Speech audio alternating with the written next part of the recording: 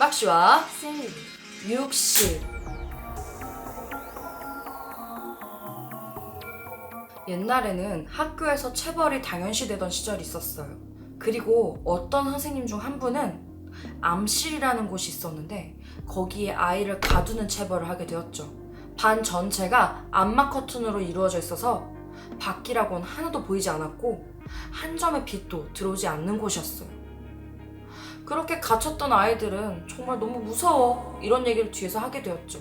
그런데 그 중에 어떤 한 아이가 나는 갇히면 안 되는데 나 폐쇄공포증도 있고 불안 장애도 있단 말이야 라고 얘기하는 걸 듣게 되었어요. 그런데 하필 그 암실에 가둬두는 선생님이 이 아이를 찍은 거예요.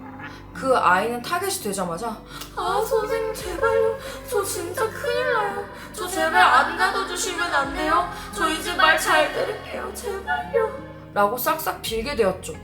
그런데 그 선생님은 그 아이를 강제로 끌고 가게 되었어요. 그렇게 그 아이는 비명을 지르면서 문을 두드렸고 그 선생님은 전혀 동요하지 않고 그 암실의 문을 닫아버렸어요. 그리고 자물쇠를 꾹 잠가버렸죠. 그런데 30분 정도 지났을까? 그 암실이 조용해지는 거예요. 불안해진 선생님은 그 문을 열게 되었고 그곳에는 그 아이의 시체가 있었어요. 폐쇄 공포증이 있었던 그 아이는 그 교실에 들어가자마자 구토를 하게 되었고 토사물이 목에 걸려서 결국 숨을 못 쉬어 죽게 된 거였어요. 그 사실을 알게 된 후 그 교사는 잘리게 되었죠. 그런데 문제는 지금부터예요. 자꾸 그 아이가 죽은 3시 35분이 되면 그 교실에서 두드리는 소리가 난다는 거예요. 쿵쿵쿵, 구구쿵. 그 괴담은 그 학교의 전설로 계속해서 퍼지게 되었고 그 이야기를 참다 못한 교장은 그곳을 폐쇄시키게 되었죠. 그런데 몇 년이 흘렀을까? 자꾸 그 폐쇄된 암실에서 이상한 냄새가 난다는 거예요. 다들 그 근처만 지나가면 아 뭐야 이상한 냄새나, 아 여기 무슨 썩은 고기 있는 거 아니야? 이런 얘기를 하게 되었죠. 결국 한참 만에 그 암실을 뜯어 개방하게 되었고 그 암실을 본 모든 교사들은 경악하고 말았어요. 그곳에는 그 학생을 가뒀던 그 선생님이 죽어서 썩어진 채 발견된 거예요. 다들 정말 무서웠던 건 대체 이 선생님이 어떻게 이곳을 들어가서 문을 잠궜는지였어요. 이 암실은 밖에서 문을 걸어야만 잠글 수가 있었거든요. 그렇게 충격을 먹은 학교는 그 암실 전체에 시멘트를 부어서 아예 벽으로 만들어버렸답니다. 그런데 지금도 그 학교는 그 근처에서 3시 35분이 되면 문을 두드리는 소리와 비명을 지르는 남자의 목소리가 함께 들린다고 해요. 그 학교는 어디일까요?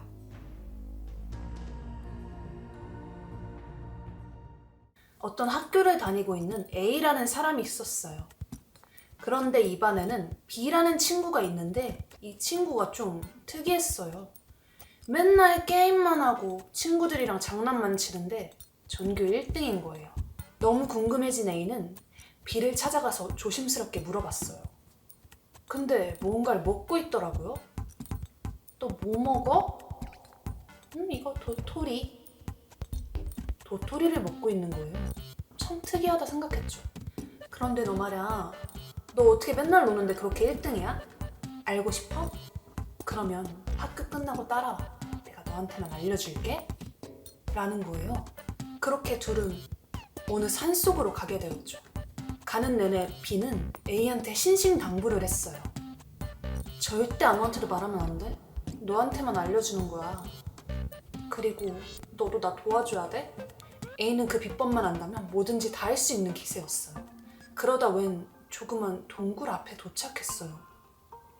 거기는 사람 한 명이 간신히 들어갈 수 있는 크기였죠. 힘겹게 서로 끌어당기고 들어갔는데 특이한 물건이 있더라고요. 거기에는 원숭이 조각 얼굴이 있었어요. 그 원숭이는 눈을 감고 있었고 입을 벌린 상태였죠. 그리고 이마에 주름이 특징이었어요. 봐봐, 이 원숭이 뇌에 손을 올려놔. 그리고 벌어진 입에 1,000원짜리를 넣어. 손 절대 떼면 안 돼?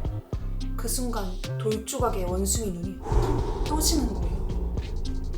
자, 그리고 네가 잘하고 싶은 과목에 교과서를 넣어. 교과서를 딱 넣었죠. 그런데 머리가 엄청 맑아지면서 교과서의 내용이 머리에 다 기억이 나는 거예요. 야, 이게 어떻게 된 거야? 너무 신기해. 야, 다른 것도 할래, 다른 것도. 근데 주의점이 있어. 처음엔 1,000원인데 다음부터는 2,000원이고 그 다음부터 4,000원이야. 그 다음 8,000원, 16,000원. 이렇게 돈이 배로 늘어난다고. 왜? 그럼 어떡하지? 난 그렇게 많은 돈이 없는데. 그러자 비는 말했어요. 나도 이제 100만 원이나 넣어야 될 차례야. 하지만 넌 그런 수고 안 하게 도와줄게. 너는 시간이 흘러서 수능 때가 되면 그때 처음 넣으면 되잖아. 그럼 적은 돈으로 모든 지식을 습득할 수 있잖아. 나처럼 괜히 헛수고하지 말고. 아, 그런 방법이? A는 무척 고맙게 생각했죠. 그때 B가 한마디 했어요. 근데 도와줬으니까 나 10만 원만 빌려줄래? A는 그래, 뭐 돈이 모자란가 보지 하고 흔쾌히 빌려줬어요. 사실 10만 원이 아니라 더 큰 돈도 줄 수 있는 지경이었어요. 앞으로 공부를 안 해도 되는 거니까요. 그 둘은 굉장히 친해졌고 수능 날까지 공부는커녕 매일 놀기만 했어요. 어차피 원숭이 조각이 알아서 해줄 테니까요. 그렇게 시간이 흘러 고3이 되었고 수능 날이 되었어요. 둘은 비장한 마음을 먹고 산을 올라가서 그 원숭이 조각을 찾았죠. 아, 이제 나는 됐어. 수능 잘 볼 일만 남았어. 그 다음 B의 차례가 돌아왔어요. 나는 너무 가격이 비싸져서 한 번밖에 못하니까 자, 할게. 내 손을 올리고 돈을 집어넣었죠. 근데 그 순간 돈이 걸렸어. 돈이 걸렸어. B가 이러는 거예요. 나 좀 도와줘. 돈이 모자란가? 왜 그러지? 근데 그 순간 B가 희한한 말을 하는 거예요. 나 근데 여기다 다른 것도 넣어봤어. 다람쥐를 넣은 적이 있거든? 근데 다람쥐를 넣으니까 다람쥐가 생태계에서 살아남는 법, 먹이를 찾는 법, 이런 게 내 몸에 습득이 되는 거야. 갑자기 저런 소리를 하지? 그렇게 얘기에 집중을 하고 있는데 B가 A를 그 원숭이 입에 밀어 넣어버렸어요. 그 원숭이는 그드득 그드득 하면서 그 A를 삼켜버리고 있었죠. 그러자 B는 말했어요. 아싸, 이제 지식은 다 내 거다. 너의 지식도 내가 가져가는 거니까. 너 어떻게 그럴 수가 있어? 삼켜지면서 A는 소리쳤죠. 미안해, 어쩔 수 없었어. 돈을 너무 많이 넣어버렸지 뭐야. 돈이 없는 걸 어떡해. 그 순간 A는 후회하면서 한마디를 했어요. 제가 처음에 도토리 먹었을 때는 알아봤어.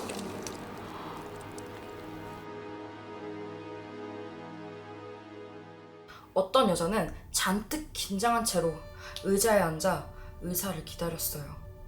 하지만 말을 할 수 없었죠. 입을 봉합했거든요. 그리고 한참 뒤에 의사 가운을 입은 어떤 남자가 뚜벅 그 여자에게 다가왔어요. 그리고 이야기를 했어요. 민지씨, 오늘 실밥 푸시는 날이죠? 기대하세요. 그렇게 아프진 않을 거예요. 한 땀 한 땀 신중하고 아주 자상한 손길로 실밥을 끊어주게 되었어요. 실밥을 다 풀은 그 여자는 비명을 지르고 눈물을 흘리면서 제발요. 저 민지 아니고 주연이에요. 여기 어디죠? 제발 저 좀 풀어주세요. 잘못했어요. 저한테 왜 그러시는 거예요? 그리고 그 의사는 다시 한번 얘기하게 되었어요. 민지씨, 아직 상처가 아물지 않았나 봐요. 다시 꿰매드릴게요. 그러니까 이 의사라는 사람은 어떤 여자를 납치해서 자신이 원하는 대답을 해줄 때까지 입을 봉합하고 잔인하게 살해하는 사이코패스였던 거죠. 지금부터 무요미 타임! 이 이야기는 롤 유리님께서 댓글로 제보해주신 무서운 이야기입니다. 어떤 아이가 팥빙수를 맛있게 먹고 있었어요. 그런데 그 순간 전화가 와가지고 전화를 한참 하고 와보니까 다 녹아있는 거예요. 다 녹았네? 그래도 아쉬운 대로 팥이라도 먹어야겠다 하면서 퍼먹기 시작했어요. 그런데 먹을수록 이상한 거예요. 팥이 너무 딱딱하고 오래된 느낌이었어요. 가게에서 오래된 걸 팔았나 보다. 유통기한이 지났나? 그리고 자세히 봤는데